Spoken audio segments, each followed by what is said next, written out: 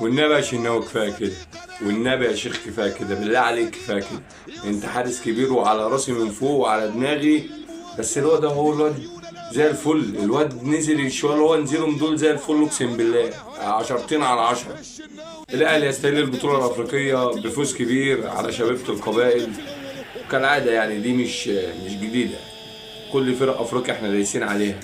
بس النهارده بس كان في حاجه مهمه، ان امام عاشور نزل، بسم الله ما شاء الله دخل جول.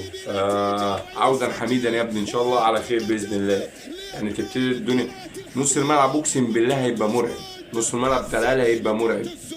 هيبقى في مروان وبين رمضان وامام، معاك زيزو كمان لو انت هتلعبه في نص الملعب. فليلة ده هتلاقي نص ملعب موت. تلاقي عندك هنا تريزيجيه، نزلت طاهر مكان شريف ليه؟ ما كانش، ما عندكش راس حربه. انت ما عندكش راس حربه مكان جريديشار ومحمد شريف.